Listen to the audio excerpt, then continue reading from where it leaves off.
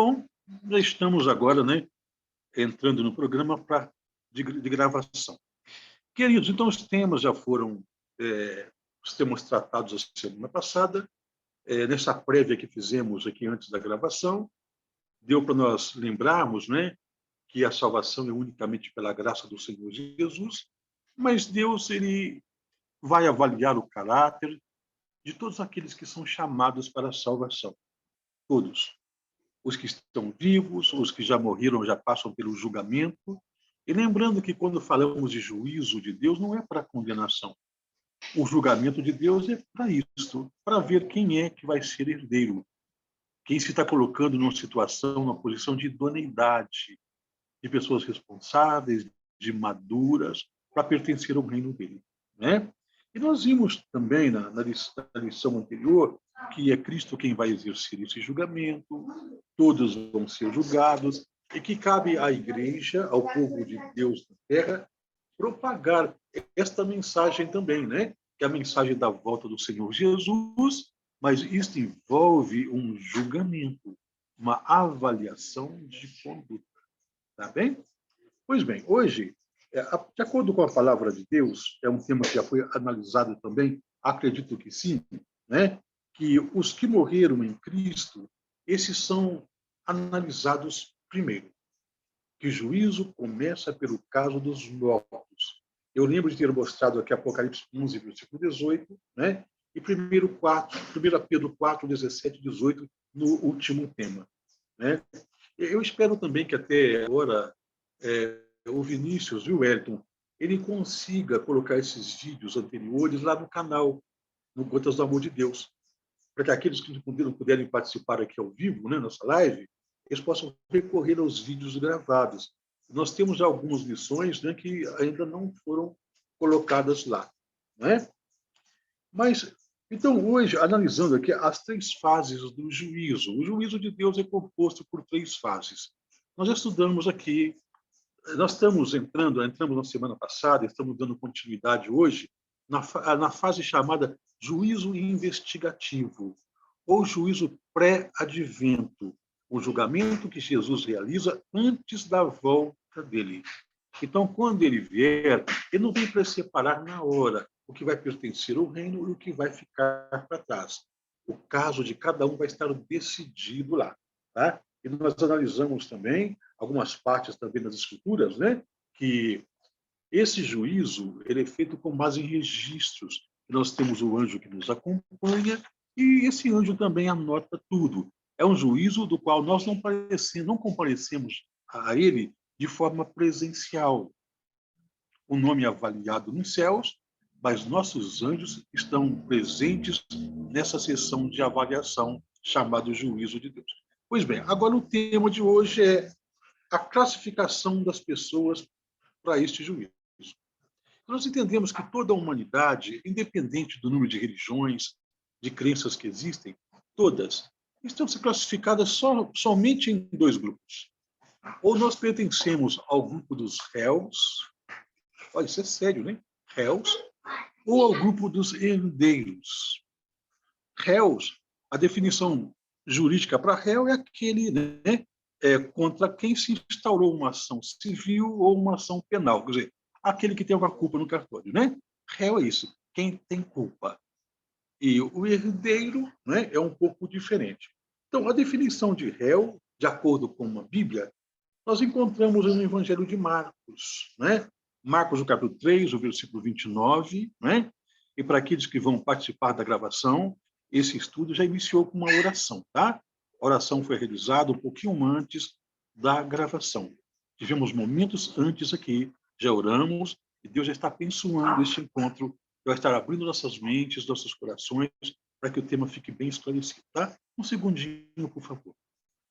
Ô, filho, Pedro, leve esses cachorros para lá, não quero barulho aqui. Leva lá para fora e fecha a porta para mim. Você fica com eles lá.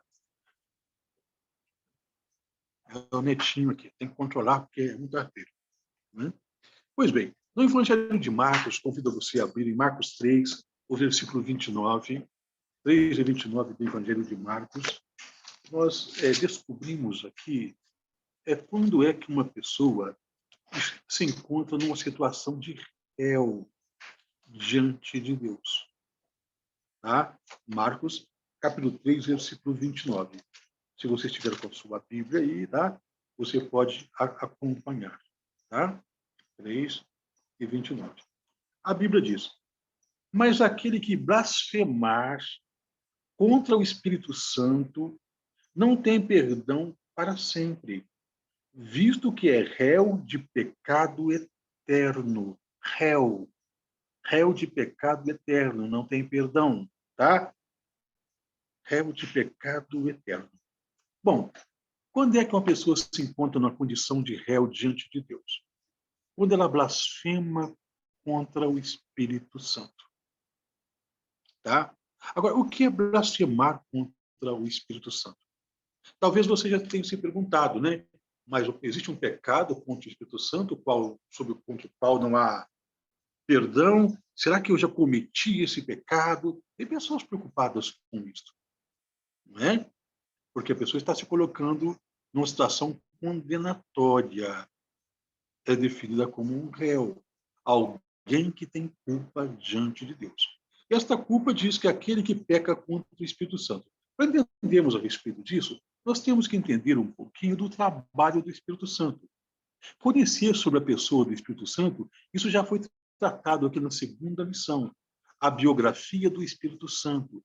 Esse estudo está lá no canal Gotas do Amor de Deus. Tá? Eu não lembro se, quando gravamos aqui, quando nós fizemos aqui, se a Mara postou, mas eu já tinha feito essa palestra um pouco antes, ela está lá, a biografia do Espírito Santo, o estudo completo a respeito do Espírito Santo. Tá?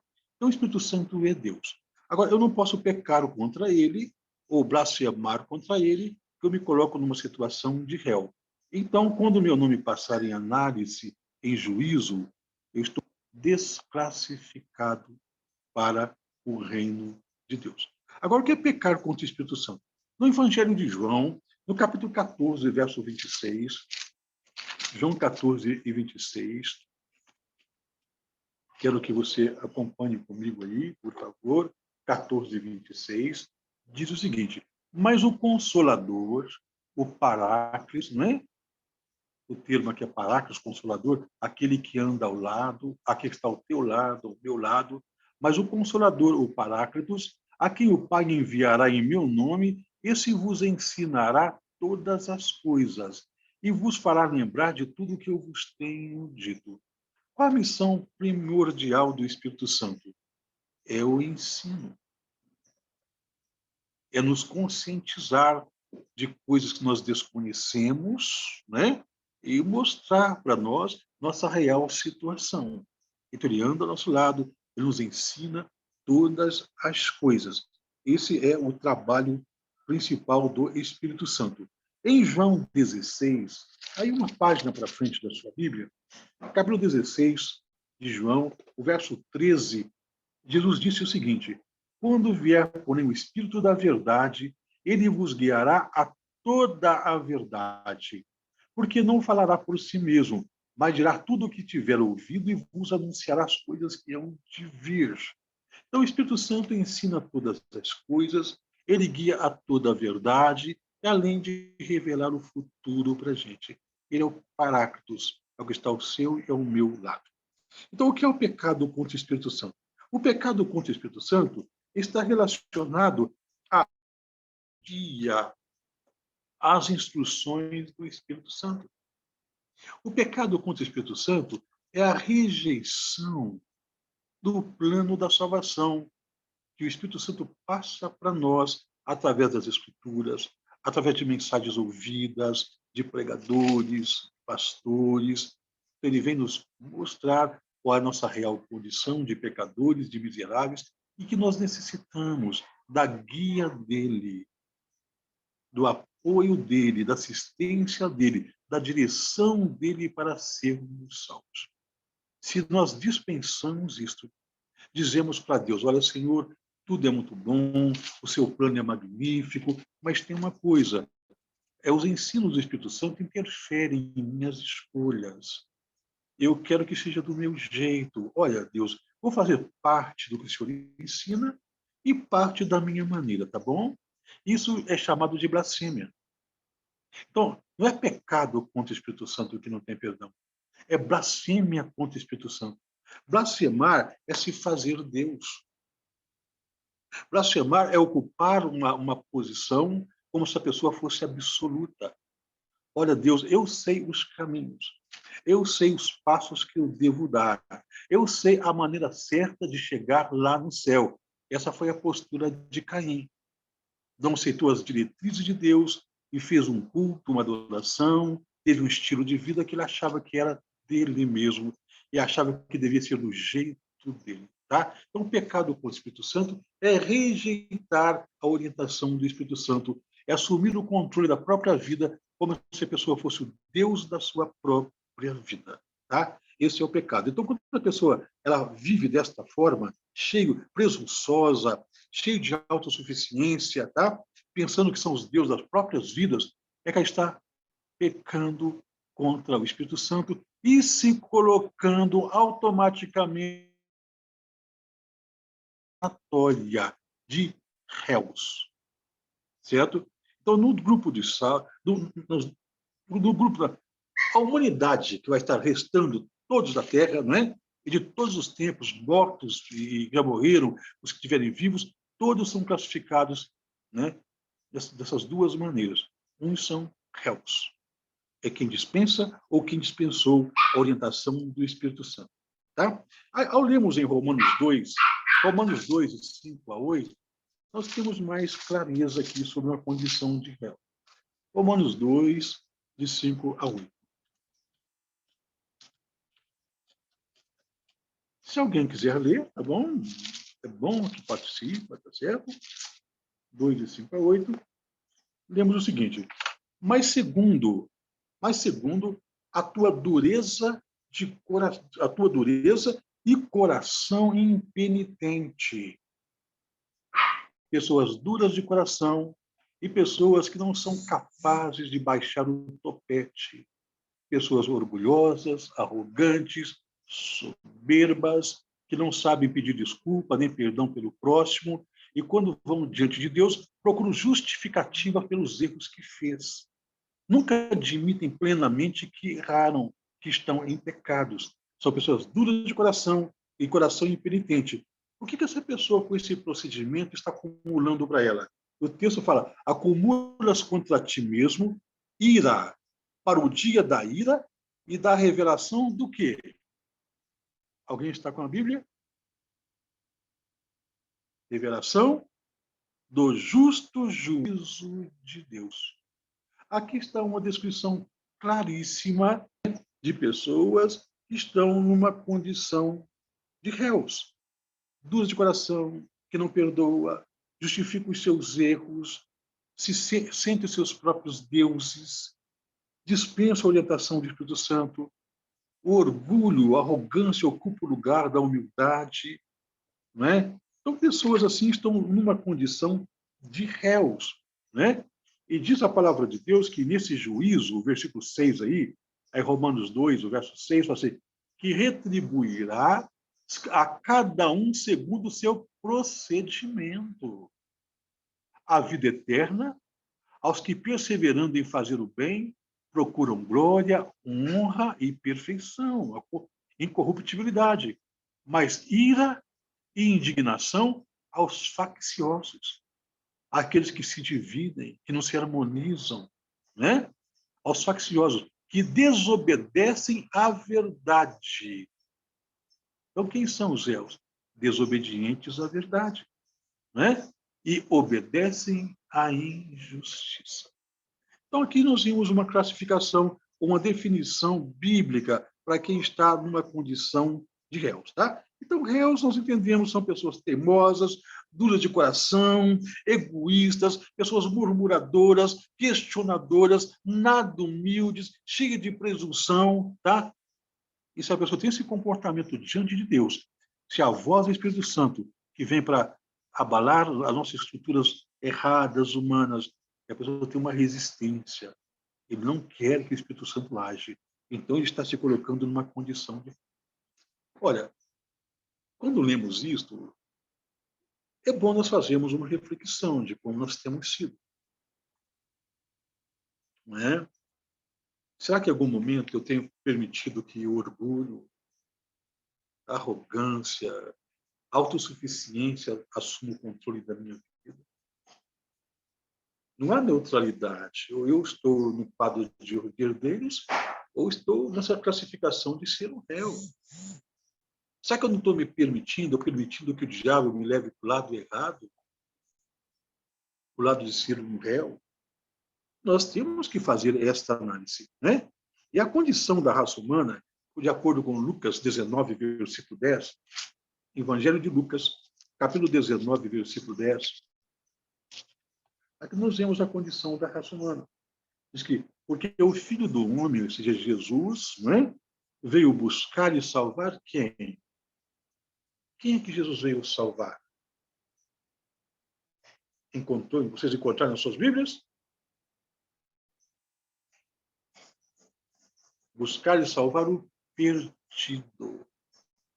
Buscar e salvar o perdido. A condição de toda a raça humana que se encontra sem Cristo é uma condição de pessoas perdidas. Não encontraram o caminho. Pessoas sob condenação. Tá? É para isto que Cristo veio, com a finalidade de salvar e livrar desse estado de condenação. Por que esse texto foi analisado? Eu quero dizer uma coisa. Para o perdido, há esperança. O perdido é esperança. Mas para o réu, as coisas se complicam, devido à sua dureza de coração. Então, sendo assim, é melhor a condição de quem ainda está perdido, que ainda não conheceu Jesus, porque ainda há oportunidade da pessoa ser salva se ela aceitar a Cristo com humildade de coração. Já para o réu, é aquele que já conhece a verdade, mas despreza. Ele faz do jeito dele. Percebeu? Então, nós estamos estudando a condição de réu diante desse juízo. É o nosso procedimento aqui. É o nosso comportamento aqui. É isto que vai refletir no momento do juízo. Quando Deus passar o seu nome, o meu nome, o nome de todos nós, tá? Vai ser analisado o nosso proceder aqui. Então, nós podemos ser encontrados ou como réus ou como herdeiros. Então, nós temos que nos analisar, tá? Agora, a segunda condição, vamos ver, é de herdeiro. Herdeiro, é claro, é aqueles que recebem uma herança, não é? E na próxima lição nós vamos estudar mais algumas características dos herdeiros.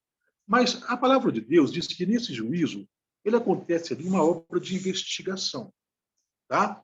Ao lermos aqui no livro do Apocalipse, capítulo 22, verso 11 e 12, Apocalipse 22, os versos 11 e 12, diz a palavra de Deus o seguinte, 22, 11 e 12. A gente entende que Cristo está prestes a voltar. Nós fizemos um estudo aqui sobre os sinais da volta de Jesus. Aliás, tivemos 2 estudos sobre os sinais da volta de Jesus. Esses 2 estudos foram postados. Este Amara postou lá no canal Gotas do Amor de Deus. Quem não assistiu, pode ir lá acessar o canal, tá? E assistir. Então, nós estamos às vésperas da volta de Jesus. Mas em Apocalipse 22, verso 11 e 12, tem um momento em que Jesus termina esse julgamento, esta avaliação.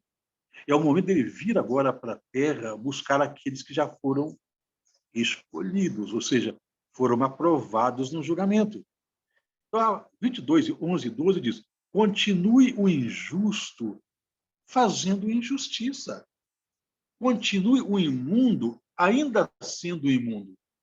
O justo continue na prática da justiça e o santo continue a santificar-se. Eis que venho sem demora.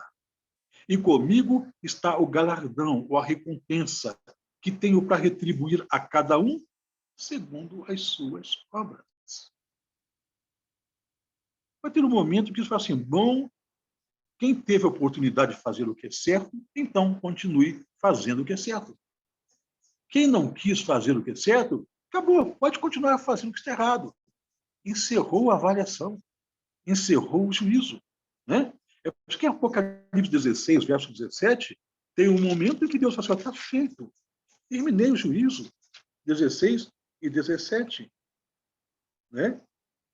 Assim, então derramou o sétimo anjo a sua taça pelo ar, e saiu grande voz do santuário, do lugar onde Jesus trabalha em nosso favor, do lado do trono, dizendo, feito está, ou está feito, está concluído o juízo.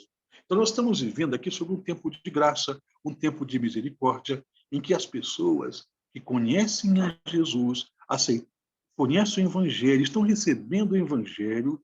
Quando eu falo conhece o Evangelho, não quer dizer que a pessoa tem que ter um curso de teologia, tá? Passar aqui, quem sabe, 2, 4 ou 5 anos estudando a Bíblia. O Espírito Santo é que incute essas verdades no coração. A pessoa começa a estudar um pouquinho a Bíblia, o Espírito Santo vai trabalhando, aquilo vai ampliando, a pessoa vai tendo um carinho especial pelas coisas celestiais, as coisas espirituais, vai mantendo um contato com Cristo através da obediência, da oração, certo? Então, certo? Jesus, ele vai passar também, essas pessoas também, elas vão ser analisadas. Então, vai ter um momento em que Jesus vai assim, olha, está feito, o que está comigo, o que não está, não há mais oportunidade. Ah, acabou. A obra de avaliação termina. Então, ele desce.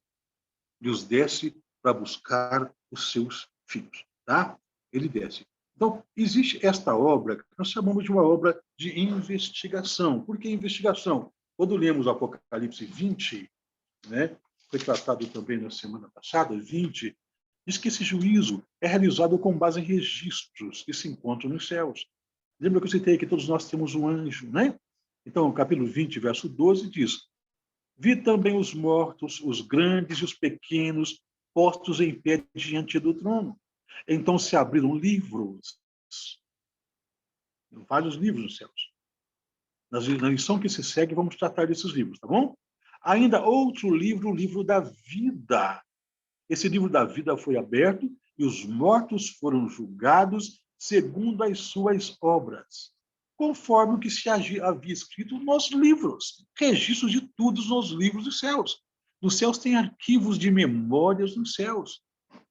Tem arquivo lá, que está registrado tudo. E os anjos é quem fazem isto. Então, quando Jesus vier, cada caso já está decidido, porque foi feita uma avaliação de conduta. A esta avaliação de conduta é que a Bíblia aponta como juízo de Deus. Tá? Essa é a primeira parte do juízo. Nós chamamos em teologia juízo pré-advento, juízo que se realiza antes da volta de Cristo, para Jesus definir quem vai e quem vai ficar. Tá? Depois tem o juízo comprobatório. O juízo comprobatório, com provas, é aquele que você e eu vamos fazer quando nós formos para os céus. Por não encontrarmos pessoas lá que nós achávamos que deveriam estar lá, né? Mas só que Deus conhece o coração e as obras de cada um. E lá nós vamos analisar por que as pessoas não foram, entender o quanto Deus foi misericordioso com aquela pessoa, tudo quanto Deus fez para levar aquela pessoa. Infelizmente, ela não aceitou. Por quê? Ela se colocou numa posição de réu. Uma pessoa que teve todos os benefícios do Evangelho, mas tinha o coração duro. Não perdoava. Tomava a posição do jeito dela, tinha que ser do jeito dela. Não há espaço para esse tipo de caráter nos céus. Tá? As pessoas se encontram numa condição de réus. Mas nota-se que essas características que nós estudamos, elas são importantes, porque todos nós vamos ser avaliados por essas características. Tá? Agora, qual é a norma de avaliação desta característica? Qual é a norma? Em Apocalipse 20, o versículo 12, nós lemos agora, né, que há um julgamento com base nos livros. E esse julgamento, ele tem um parâmetro, né, uma regra, pela quais todas as pessoas vão ser avaliadas.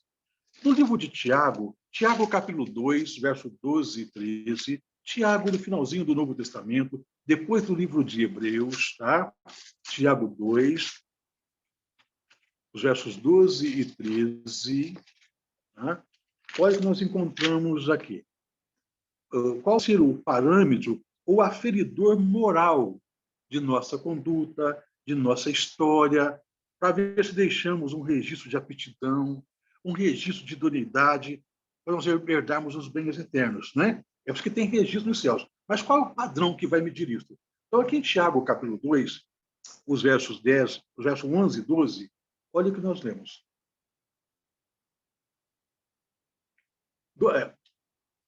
Capítulo 2, versos 12 e 13. Falai de tal maneira, eu estou lendo o verso 12, falai de tal maneira e de tal maneira procedei. Lembra que nós vamos ser julgados com base nos nossos procedimentos? Então, falai de tal maneira e de tal maneira procedei, como aqueles que hão de ser julgados pelo quê?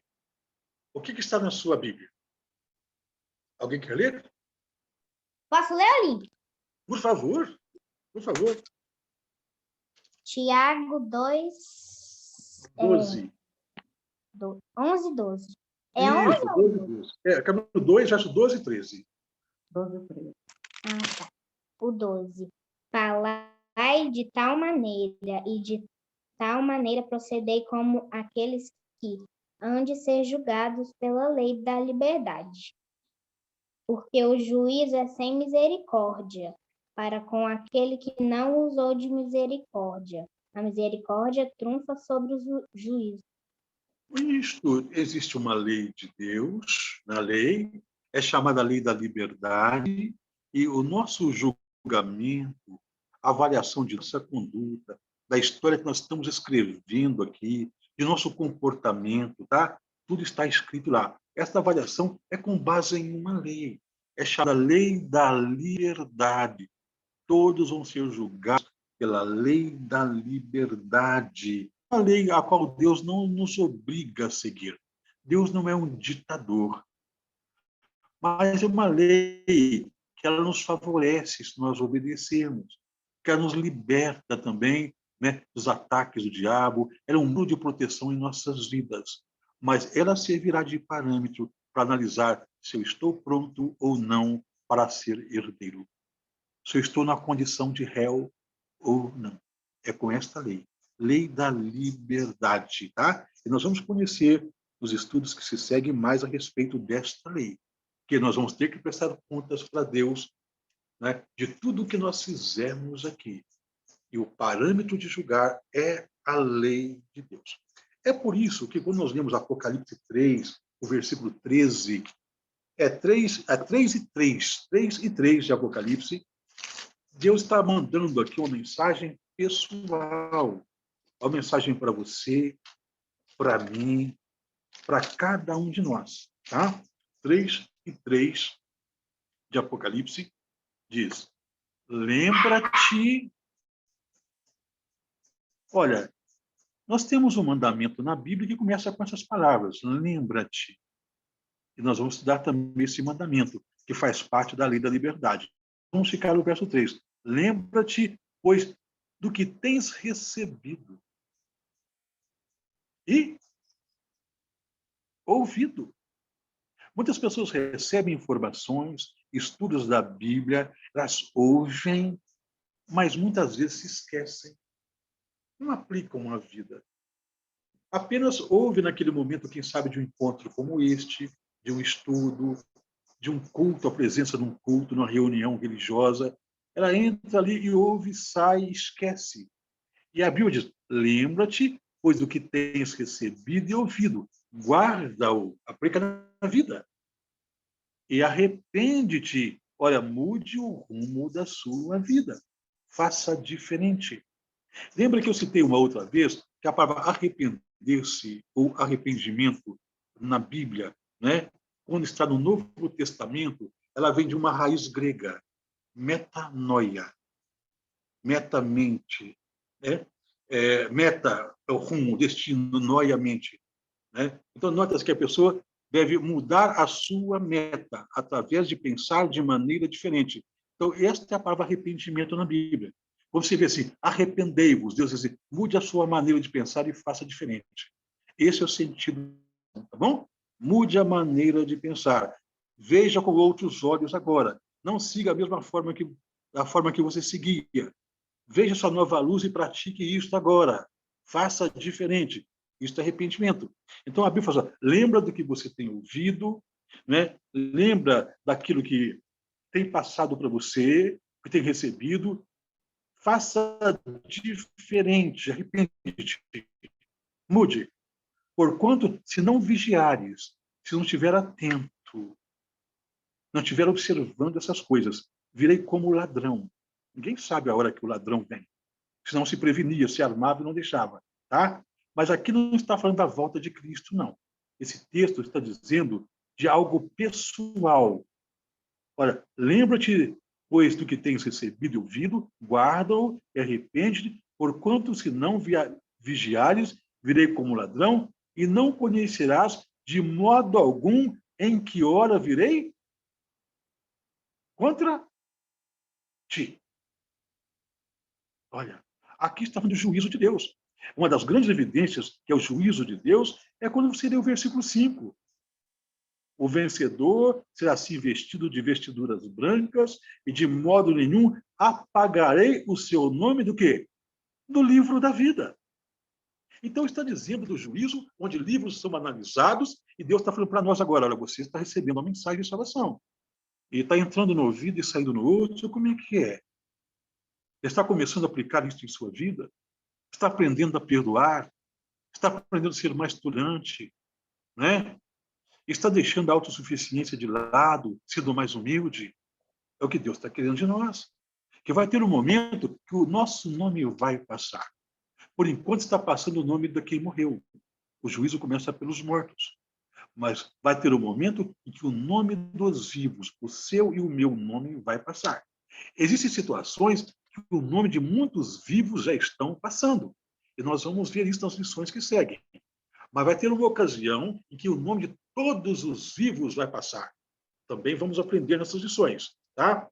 Mas o que Deus está dizendo é um alerta. Olha, você não sabe que hora que eu vou julgar você. Então, comece a aplicar na sua vida que está recebendo. Né? Porque eu quero manter o seu nome no livro da vida, no livro dos salvos. Não quero riscar o seu nome. Então, a Bíblia está afirmando que tem uma história, tem uma teologia de João Calvino, né? É defendido por muitos de nossos irmãos evangélicos. Defendido com sinceridade. João Calvino foi um grande teólogo, ele trouxe muitas verdades interessantes, profundas na Bíblia, mas nem tudo aquilo que ele tratou tinha uma coisa bem definida e, claro, deixou muitas dúvidas. Uma das ideias da teologia que ele pregou, foi que, uma vez salvo, salvo para sempre. Tem movimentos cristãos que dizem isso. Se você entregou a vida para Jesus, aceitou o batismo, seus pecados estão perdoados, não importa o que você faça daqui para frente. Você pode até voltar para o mundo. E se você morrer fora da igreja, você está salvo. Porque uma vez salvo para sempre. Isso é o contrário da Bíblia. A Bíblia está dizendo, lembra-te, porque senão o seu nome pode ser apagado do livro da vida. Percebeu? Então, enquanto permanecermos com Jesus, ele está conosco. E como Deus não é arbitrário, ele não vai obrigar você a segui-lo. É porque as leis dele são leis da liberdade. Ele nos atrai pelo amor dele por nós.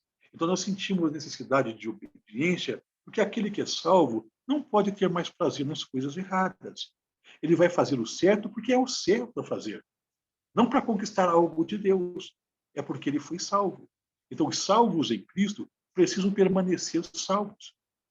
Os que a Bíblia fala que aquele que perseverar até o fim, este vai ser salvo. Tem que ter perseverança. Está sempre lembrando daquilo que Deus nos passou. Porque a gente não sabe a que horas o nome da gente vai ser passado. Pois bem, mas eu estou certo que todos que estão participando, né, já entregaram suas vidas para o Senhor Jesus. Glórias a Deus por isso. Nós não estamos aqui por acaso. Nós estamos aqui neste encontro porque o Espírito Santo nos moveu a estar aqui. E somente aqueles que são de Deus é que ouvem a voz do Espírito Santo. Né? É muito mais fácil atendermos um convite, quem sabe por uma festa, por um show, né? Por um churrasco, do que atender um convite para que no pleno sábado, 3h pouco da tarde, nesse calor tremendo, né?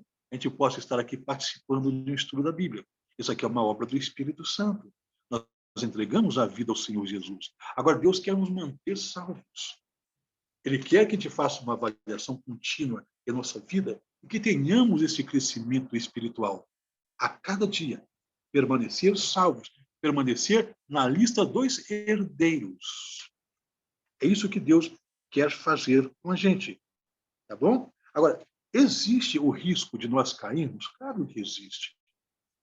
O risco da apostasia.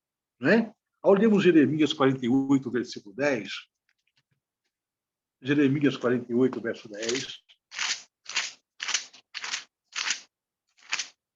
hoje nós vimos que existe uma lei da qual nós vamos ser julgados.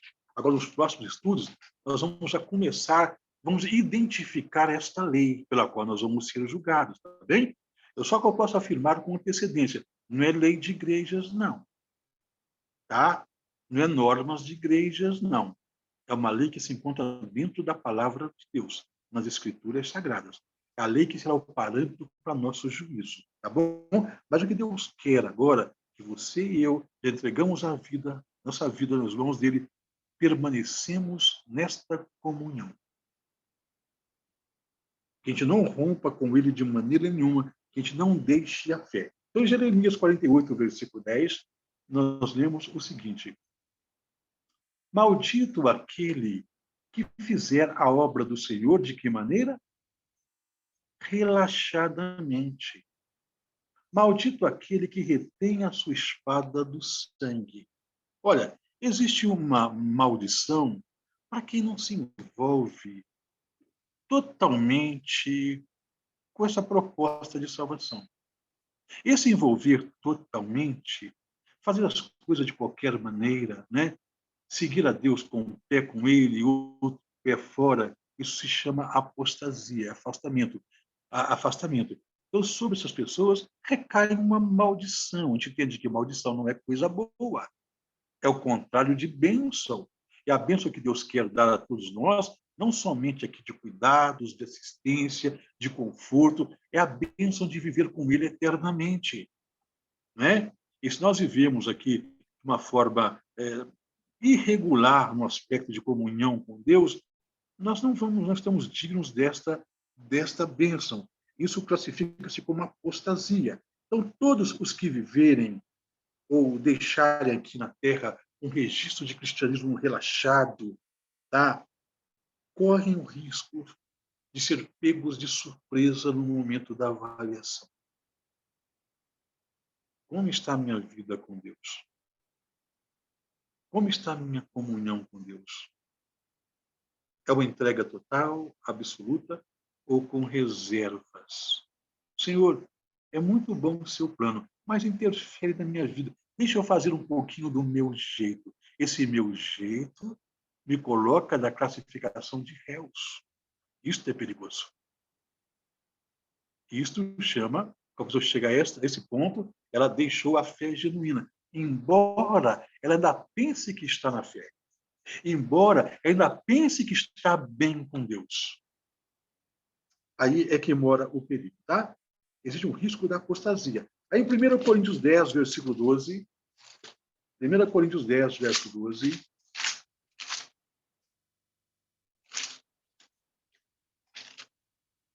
nós lemos o seguinte: aquele, pois, que pensa estar em pé, o que Deus aconselha aí? Veja que não caia. O texto não está dizendo aquele que está de pé. O texto não diz isso. Eu já muitas vezes ouvi citação desse texto, pessoas dizendo aquele que está de pé. Não, o texto não está dizendo isso. Aquele que pensa que está de pé. Aquele que acha que está tudo certinho na vida dele, mas está vivendo de maneira relaxada o cristianismo. Olha, está a um passo da queda. É por isso que nós temos que examinar a nós mesmos, policiar nossa vida. Como é que estou me relacionando com Cristo? Porque o julgamento é certo, a avaliação de conduta é certa, e tem uma lei, que é o parâmetro desse juízo. Tem uma lei, chamada lei da liberdade, não sou obrigado a segui-la. Mas se eu sirvo a Cristo, uma lei de ordem. é uma lei que protege, é uma lei que pode me ajudar nesta classificação. Não que ela tenha poder para isso, é porque eu a vejo como uma instrução de Deus, que é o melhor para mim, eu agrado a Deus, e a graça de Deus cobre estes esforços da gente. Tá bom? A salvação é pela graça. Nota-se que existe o risco da apostasia. E até tem um texto inspirado, a escritora Ellen White escreveu um artigo que eu achei interessante, está no livro dela, Testemunhos Seletos, é o volume de número 2, página 140. Ela escreveu o seguinte: ver-se-á, no dia do ajuste final de contas, que Deus estava relacionado com cada pessoa por nome. Lembra que lemos Apocalipse? Cada um, até citando esse texto de Ellen White, eu faço questão aqui de ver como é que ele está em harmonia com a palavra de Deus. Aqui o Apocalipse 20, né? O versículo 13 fala assim: deu os mortos, deu o mar os mortos que nele estavam, a morte e a sepultura entregaram os mortos que nele havia e foram julgados, como é que está na sua Bíblia? Um por um. Capítulo 20, o verso 13 de Apocalipse. Foi julgado um por um segundo suas obras. Então, o julgamento de Deus, a avaliação não é coletiva, é individual. É por isso que o texto inspirado aqui fala assim: ver no dia do ajuste final de contas, que Deus estava relacionado com cada pessoa por nome. Olha, há uma testemunha invisível de toda ação praticada na vida. Qual é essa testemunha invisível? É claro que é Deus e os anjos. Se nós lemos aqui no livro de Hebreus 12, os 2 primeiros versículos, olha o que diz: portanto, também nós, visto que temos a rodear-nos tão grande nuvem de testemunhas, desembaraçando-nos de todo o peso e do pecado que tenazmente nos assedia, corramos com perseverança a carreira que nos está proposta. E o verso 2 fala assim: olhando firmemente para o autor e consumador da fé, Jesus, o qual, em troca da alegria que lhe estava proposta, suportou a cruz, não faz caso da ignomínia, está sentado à destra do trono de Deus. Né? E o versículo 3 fala: considerai, pois, atentamente aquele que suportou tamanha oposição dos pecadores contra si mesmo, para que não vos fatigueis desmaiando em vossa alma. Olhando firmemente para o autor e consumador, nós estamos rodeados de uma nuvem de testemunha. Então a Bíblia está dizendo que nós temos que muitas vezes fechar os olhos para o mundo aqui. Tá? O mundo está caindo ao nosso redor. Todos os acontecimentos, essa pandemia, isso está aí. Mas qual deve ser o seu foco e o meu foco? Temos que olhar para quem? Para o autor e consumador de nossa fé, Jesus Cristo. Ele é a nossa esperança. Mas estamos cercados de testemunhas, nuvens de testemunhas. Nuvens é um termo da Bíblia, né? Para um coletivo de anjos. É porque a Bíblia fala que Jesus virá com as nuvens dos céus, os anjos dos céus. Esses anjos estão testemunhando aqui. É por isso que o texto afirmou, né, que há uma testemunha invisível de toda ação praticada na vida. E Deus fala: eu sei as tuas obras. Diz aquele que anda no meio dos 7 castiçais de ouro, aquele que anda no meio da igreja. Os castiçais são o símbolo da igreja. Deus está presente conosco. Ellen White diz: sabe-se que oportunidades foram negligenciadas. E quão infatigáveis têm sido os esforços do bom pastor em buscar os que estavam errantes por caminhos tortuosos e trazê-los de volta à senda segura e da paz. Olha, Deus faz muitos esforços para buscar as pessoas de volta. E tem muita gente negligenciando estas oportunidades de salvação. Quem sabe por dureza de coração. Quem sabe por autossuficiência. Nós temos que fazer uma avaliação. E ela conclui: repetidamente, tem Deus chamado os amantes de prazeres, frequentemente tem feito irradiar a luz de sua palavra em sua vereda, em seu caminho. a fim de verem o perigo em que se encontram e escaparem.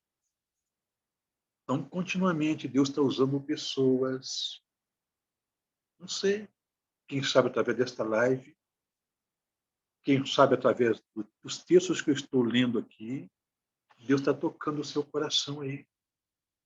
Essas palavras não são minhas, elas são de Deus. Foi por palavras poderosas um dia que alguém falou que me tocou. Eu vivia num mundo louco, de loucuras, de pecados, e me tocou. Deus usou os seres humanos, pessoas que Deus falou comigo. Eu acredito que, através desse estudo, alguém possa estar sendo tocado em reavaliar como é que está seguindo a vida. Quem sabe alguns sentimentos ainda de orgulho, uma postura de autossuficiência, não aceita, às vezes, se submeter a algumas normas de Deus, quer aplicar as coisas como se fosse do jeito pessoal, não é? Então, nós temos que tomar cuidado para não estarmos na condição de réus. Os herdeiros são aqueles que se humilham, que aceitam as orientações de Deus e que até sofrem para contrariar a própria natureza carnal, fazer aquilo que eles não querem fazer, na verdade, mas é o que agrada a Deus. Então, a pessoa vai procurar agradar a Deus, mesmo indo contra a própria vontade. Então, esses são classificados como os herdeiros, tá? E que se nós estamos no quadro de herdeiros, a gente pode migrar de herdeiros para réus? Pode acontecer. Mas Deus quer permanecer os que são herdeiros no quadro de herdeiros. E que Deus quer que haja uma migração daqueles que são réus para o quadro de herdeiros. Voltar para o pior não é o plano de Deus para nós, mas o risco existe, que nós temos um tentador. Então, a gente tem que saber a quem a gente vai dar ouvidos. Tá? Então, o risco da apostasia é muito sério. Tá? Mas, concluindo o texto de Ellen White, assim, mas essas pessoas, como diz, que Deus está falando, a fim de eles ouvir e ver o perigo que se encontram e escaparem desses perigos. Ela conclui, mas eles prosseguem mais e mais, brincando e zombando, enquanto viajam pelo caminho largo. Até que, afinal, termina seu tempo de graça. Os caminhos de Deus são justos e iguais. E quando se pronunciar sentença contra os que são achados em falta, toda a boca se calará. Não há mais justificativa. Então, vai ter um momento que esta sentença no tribunal divino vai ser executada. Ou vamos receber, né, ali a aprovação como candidatos para o reino, ou sentenciados a permanecer fora do reino e passar pela morte eterna. Eu sei que não é uma mensagem muito agradável de se ouvir. É uma mensagem que está sendo negligenciada hoje no meio cristão. Falar que tem um acerto de contas. Hoje é mais fácil passar a mão na cabeça das pessoas, fazer um sermão light, redondinho, fácil de engolir, enquanto as pessoas estão em práticas que Deus abomina, né? E se nós não falarmos, vai ter um momento que Deus vai cobrar daquele a que ele incumbiu de propagar essas verdades. Então, o que eu quero passar para vocês nesta tarde é que fiquem espertos. Há um julgamento, há um juízo. Juízo investigativo, ele está acontecendo. A pessoa morre, já entra em julgamento. Mas que momento pode passar o teu caso e o meu? O caso dos ídolos, nós não sabemos. E como é que nós vamos ser encontrados diante de Deus? Como é que nosso anjo, lá nesse juízo, como é que ele vai ficar? Alegre com a nossa aprovação? Porque ele nos segue desde o nosso nascimento? Ou ele vai chorar, vai entristecer pelo fato de termos nosso nome reprovado? A gente tem que pensar, olhar para o acontecimento do mundo agora, sim, faz parte de nossa existência, nós estamos envolvidos, não somos neutros nesse mundo aqui, né? Nós temos que ver sempre as melhores escolhas, sempre os melhores votos, mas nós temos que ver, nós temos que, pela palavra de Deus, ela descortina o mundo espiritual. É para isso que nós temos que olhar. Este algo acima deste mundo está acontecendo o juízo. Está acontecendo uma avaliação. E Jesus está para voltar, tirar o que é dele daqui, tirar o que foi aprovado e colocar um fim nesse sistema ruim de coisas. Isso aqui vai acabar. Está prestes a acabar. Agora, nós não podemos acabar com esse sistema. Ter a nossa vida finalizada com esse sistema. Nós temos que colocar nossas vidas no altar de Cristo, tá bom? Agora, a semana que vem, prosseguindo o estudo, a gente vai ver como é que procede esse juízo investigativo, tá? Nós vimos hoje de livros, livro da vida e outros livros. Que livros são estes? O que se nota lá? Né? Então, isso que nós vamos ver na próxima semana, tá? E vamos aprender também sobre o julgamento de pessoas que conhecem a palavra e ela rejeita, né? Ou quem morreu sem conhecer o Evangelho. Talvez você possa pensar, mas olha, os meus avós, eu conheci uma pessoa tão boa, tal, mas ela não conheceu o Evangelho. E como é que Deus vai julgá-la? Nós vamos mostrar na Bíblia, que a Bíblia fala a respeito disso. Vamos aprender como é que Deus vai julgar essas pessoas também. Alguém é julgado em vida. Eu mostrei que hoje o julgamento começa pelo caso dos que morreram. E vai ter um momento especial que vai ser julgado todos que estão em vida. Mas, por enquanto os mortos estão sendo julgados, alguém está sendo julgado em vida. Tá? Então, são assuntos que nós vamos tratar a semana que vem. E na outra semana, nós vamos ver o critério com o qual Deus os vai usar para julgar as pessoas ímpias, como Deus vai julgar crianças cujos pais procedem impiamente, para que os filhos vão pagar pelo pecado dos pais. Como é que Deus vai julgar pessoas com deficiência mental? Como é que é isso? Então, tudo isso faz parte desta série do juízo. Estamos entrando num bloco chamado Juízo de Deus, tá? Depois vamos conhecer mais profundamente sobre as normas desse juízo, essas leis que servem de parâmetro para o nosso julgamento. Ok? Pois bem, nós encerramos agora, tá? E vamos fazê-lo como sempre fazemos, orando, agradecendo a Deus pelo privilégio que tivemos, estamos tendo de ter esse encontro semanal, tá certo?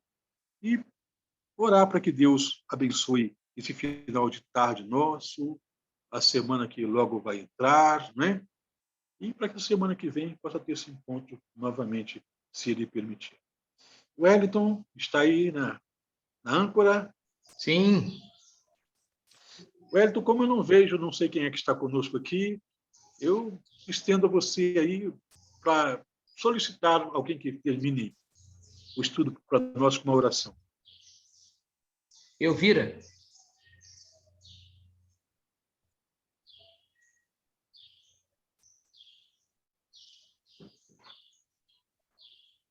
Elvira, ore por nós.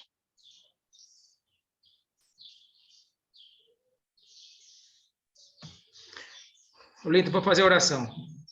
Certinho. Querido Deus e Pai que estás nos céus, te agradecemos por esses momentos. Queremos te pedir que o Senhor continue conosco e que teu Espírito Santo esteja sempre presente. Perdoe os nossos pecados, continue nos guardando e nos protegendo, em nome de Jesus. Amém. Amém. Amém.